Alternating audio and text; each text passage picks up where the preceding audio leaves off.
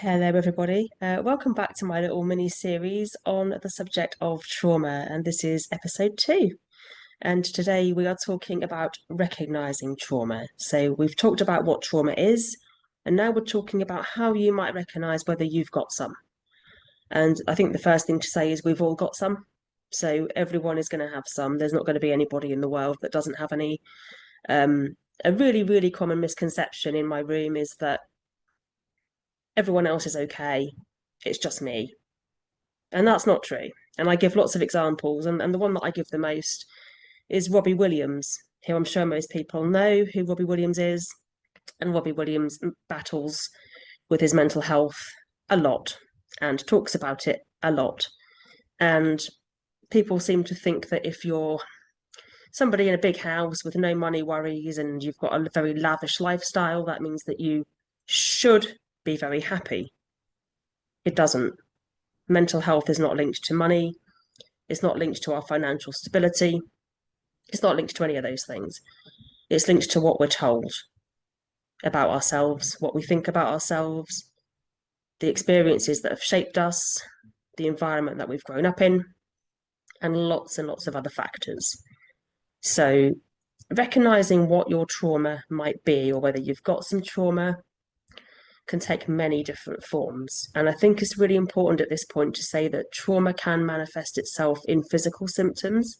There are lots of really good works on this if you want to look at any of them. And the one that I recommend is The Body Holds the Score by Bessel van der Kolk.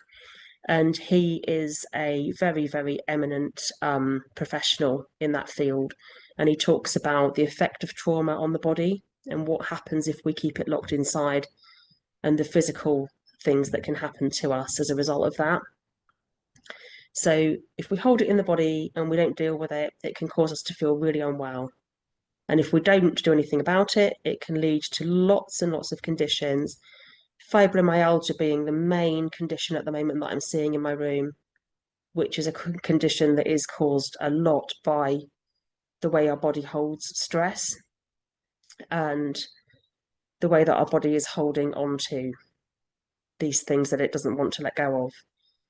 I see lots of clients who are really tense in their body, very physically tense. They're holding their shoulders quite tightly, very rigid, shoulders hunched up like this, as though they're carrying a very big weight, which they are. Of course, they are. They're carrying a big bag of rocks on their back because that's what trauma is. It's a big bag of stones on your back. And the more stones you put into that sack, the easier it is that you're going to break. And unfortunately, when we don't get the rocks out of the bag and we just keep carrying them, we start to hunch over with the weight of the load. So you see a lot of clients who are very hunched. Their posture is very bad. They're not sitting straight. Lots of clients with nervous twitches at the moment, lots of nervous tics, kind of sudden head movements, jerking of the shoulders, restless legs, not able to keep their legs still, having to, jerk their knee up and down in the chair, fiddling with zips, necklaces, fiddling with their hair, pulling at their ears, all kinds of movement that's going on where their body is very on edge. It's telling me that they're not relaxed at all. Sitting forward on the edge of the chair, not able to sit back in the chair, not allowing themselves to relax because actually they don't know how to. They don't know how to relax. They've never been taught how to relax. What they've been taught is how to adapt to a situation that means they have to carry this big bag of rocks. So that's survival mode. That's what they're in. They're not in let's relax. They don't know how to do that. So the conditioning we have is that we are conditioned to then be in fight or flight mode. We're conditioned to be constantly adapting to the environment that we find ourselves in, and there's no time to relax. So everybody that comes to me is exhausted because there's no relaxation going on.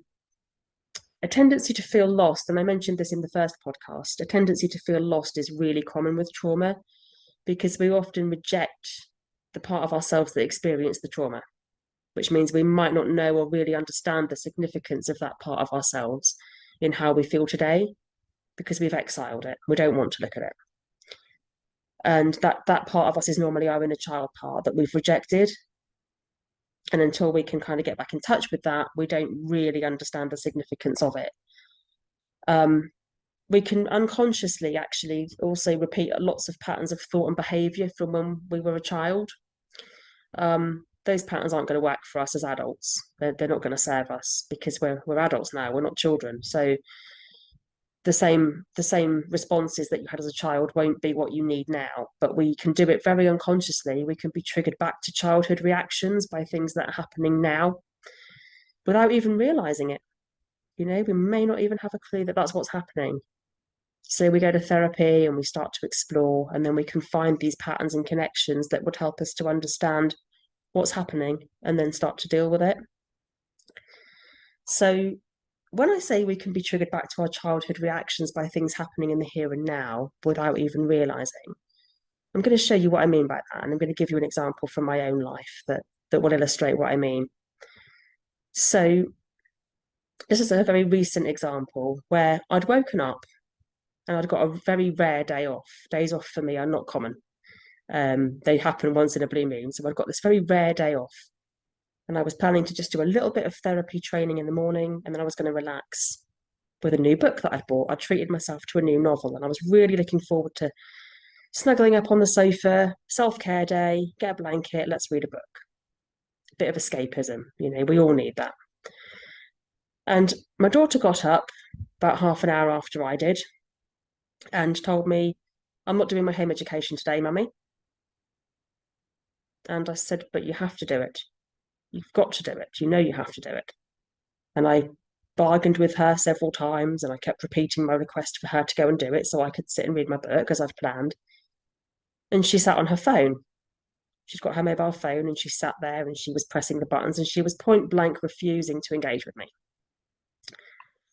And then I decided, well, enough's enough. So I took the phone away.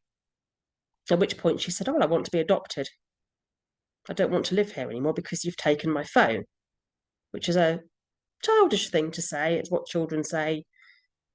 But it really hit my buttons. I was really cross and I was in a bad mood all day. And I couldn't work out why I was in such a bad mood. And I thought, what's going on? And then I looked at my therapy training that I was doing at the time. And one part of it really grabbed me, which was about this link back to when we're young, And there was an element of it that I hadn't really thought of. And it came to me suddenly was that whenever I was a young child and I wanted to go out for the day, or I wanted to make a special memory and I knew we'd got a really good day coming up, it always felt like my mother would try to sabotage it by upsetting me. So I might have had a really good day, gone out to, I don't know, the beach or a theme park with my cousins, or we might have had a really good day with my nan and granddad and made some really good memories for their birthday or something. And then I'd come home and my mum would always sabotage it by upsetting me. And she would always try to ruin my memories. And I recall saying to her more than once, why do you always have to ruin my day? Every time I try and enjoy myself, you do this, you behave like this, And I'd gone back to that narrative with my daughter. But unconsciously, I hadn't realized what I was doing. But I was doing the same to her. Oh my God, Sophia, why are you acting up when I'm trying to have a nice day? Why are you ruining my day?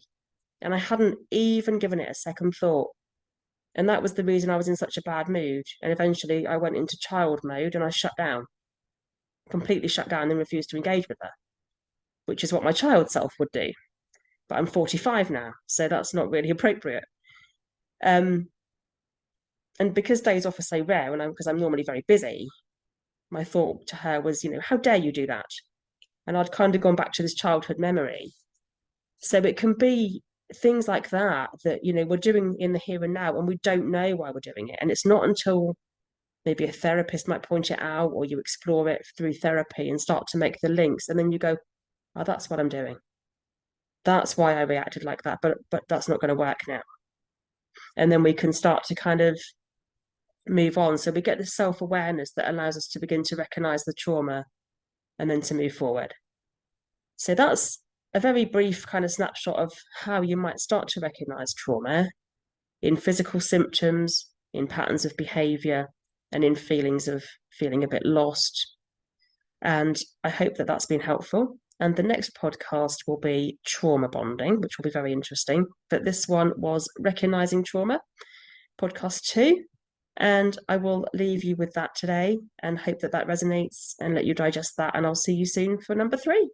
Bye for now.